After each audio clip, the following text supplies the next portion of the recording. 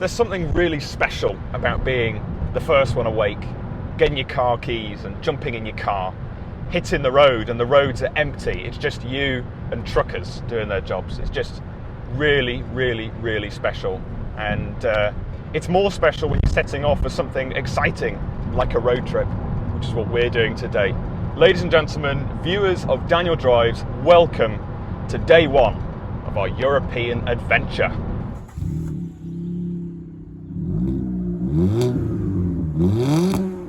So we're currently on the M40 motorway. Those who know that the M40 is just the greatest motorway in the UK. It's fantastic, it really is. Just seems to work so efficiently.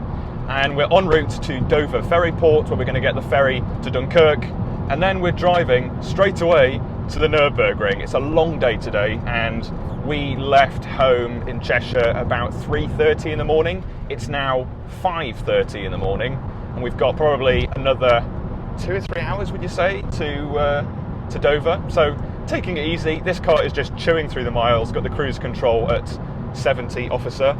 And no, it's perfect. Got O Wine on radio 2. I've got a Red Bull. It's just no complaints really. And there's nothing I love more than a good motorway drive, especially when it's early in the morning, because there's less idiots on the road. Anyway, let's munch through the miles.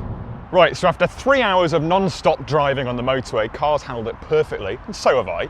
We've stopped for a little comfort break. We stopped at a McDonald's at this services. Can't remember the name. I did try and find it, but I can't find it. It's too early for me to care. But this is the point of the video in the series where I reintroduce Jacob to the channel. Hello, Jacob. Hi guys. Hello. It's very exciting, this, isn't it? Yeah. It's anticipation of the trip ahead and not knowing what's going to happen.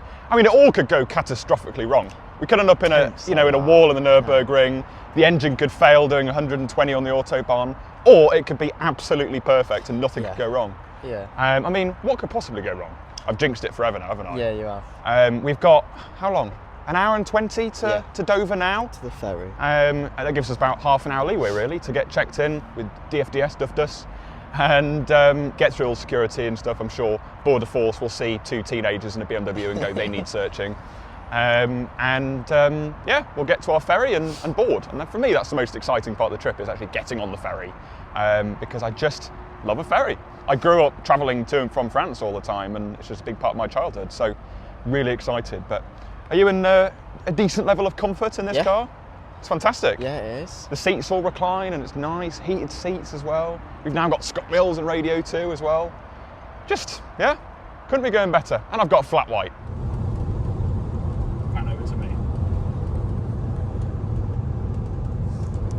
Right, I better get the paperwork out because we have arrived here at Dover Docks. We've arrived. Always quite nice when you pull into Dover, seeing all the white cliffs, quite legendary.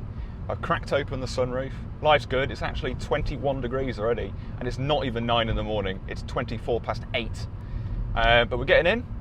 Probably get searched, but that's the way it is. So yeah, get the paperwork out, get checked in, and we'll report back. Bonjour, monsieur. Right. Go really close. I'm going to do the passports without scraping. Bonjour. Got the stamps. Merci. Au revoir. So we're now just pulling into the check-in. We've got, how long? 23 minutes until check-in actually closes. So we left at the perfect time, spent the perfect amount of time at the services. I mean, there was no traffic, all went pretty smoothly. So yeah, hopefully it all goes smoothly to, get to the actual ferry itself. Good morning. Just your passports. Just the passports. I've got a 10 past 9 to Calais airport if you want to leave earlier. 10 past 9 to Calais. Can we do that? 10 past 9? Yeah, we could go with that. Yeah, that'd be perfect. It's half an hour quicker to sail across. Yeah. That would be great. Thank you very much. Right, so as you just saw, we have been upgraded to a ferry to Calais. We're supposed to go to Dunkirk, and this one is setting off at 10 past 9 rather than 10 o'clock. And it's actually a shorter crossing as well. It's about an hour and a half, I think, as opposed to 2 hours. So that's a little win. We've gained some time there. There we go. Lane 89. This is us. Oh, actually, yeah, this lane here. Perfect. Behind a UK Skoda. Pull in and stretch the legs. When you actually get to the port, it's the law. It is the law to take a photo of your car in the queue. I put some B-roll in of the Panda in the queue last year, and this year I've got one of the 325i as well. Just nice to be back here, really. It's quite exciting. Bonjour, monsieur. In no time at all, we are now boarding. Jacob is currently steering. Completely legal. There we go, we are boarding. And I tell you what, I'm thankful to be in an automatic this time round, because I seem to remember the Panda's clutch being an absolute nightmare going up these ramps, especially if you're on the top deck in the boat. There you go, really exciting. A few days ago I did watch an Instagram reel of the thing that connects to the actual boat falling off and the cars going flying, so hopefully that doesn't happen this time. Cars on the ferry, we'll be able to see it from the platform above when I'm heaving overboard, but now we're going to make our way up, find some nice seats. It's the usual DFDS war, trying to find suitable chairs. There we go then. This is the setup. We're hoping for a smooth crossing, otherwise I'll be in the toilets. But yeah, very excited. So there was a little bit of an issue before we left, and that was my sunglasses I brought on last year's road trip. Cheap Amazon pair for about $6.99. They snapped and the lens fell out. It wasn't very good. So we've just been into the duty-free store they have on all the ferries. It's quite nice to browse around, you know, Lego, little teddy pandas and stuff, which I was tempted by, watches and stuff. I bought a pair of sunglasses. So I want you to rate these glasses, the Daniel Drives viewers. The name's Drives. Daniel Drives. Here we are then, back to civilization, back to Bruce, the 325i. Made it alive. Okay, we're in France, and it's lovely to be driving abroad again. You know, we've had 130 kilometers per hour speed limits already, which is just brilliant. We've stopped for a quick splash and dash at this fuel station, Carrefour service station. Similar price to the UK really, but at least we've got a full tank to get us to the Nurburgring, because it's a lot of miles. I think it's about 280 miles or something, about 5 hours. So we'll plough on and get some miles under our belt. Right, it's pretty sunny. I've had to break out the girly sunglasses. We're stuck in quite a lot of traffic. It's 30-minute traffic. We're probably 30 kilometres away from Brussels, I think. It said something about ring Brussels 31 minutes, so I don't know what his phone number is. But we had a bit of an issue. Leaving the petrol station, I said I had a bit of an issue.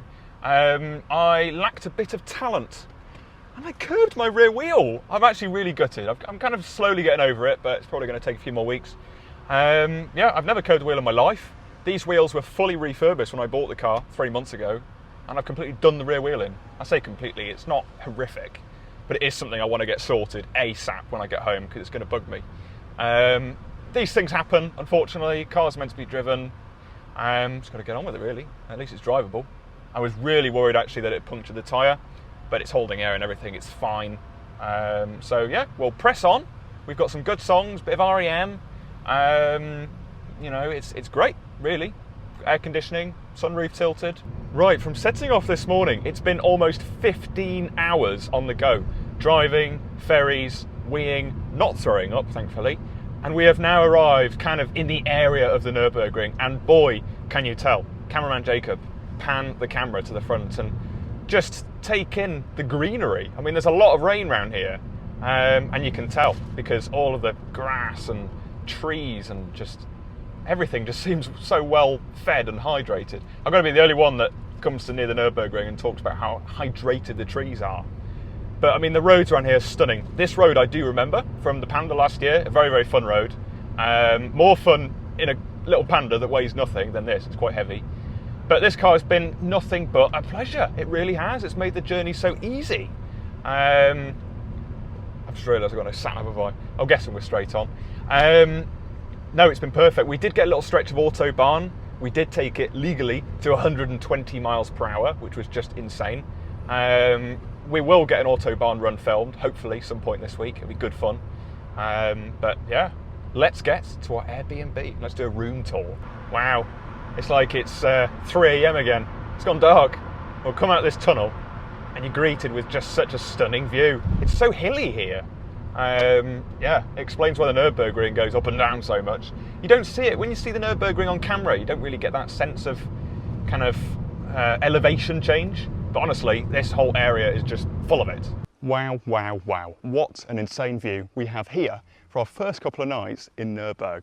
We're only about 10 minutes away from the circuit, and I just want to show you inside, because we struck gold again with the Airbnbs. We always seem to do this. Right, okay, this is like homes under the hammer. You walk in through the front door and you've got a lovely little sitting area, 2 beds as well. Are we going to be separating these, Jacob, from each other? Got the TV here for watching Daniel Drives, nothing else. Little storage here, walk through into the kitchenette and luxurious dining room. It's just absolutely amazing. Bog in there as well, that'll be well utilised. yeah, I mean, all the Airbnbs we stayed at last year in the road trip all turned out to be really good. And this is probably one of the best yet, to be honest, you know, compared to last year. It's just really nice, a place that I'm really looking forward to spending a couple of nights in.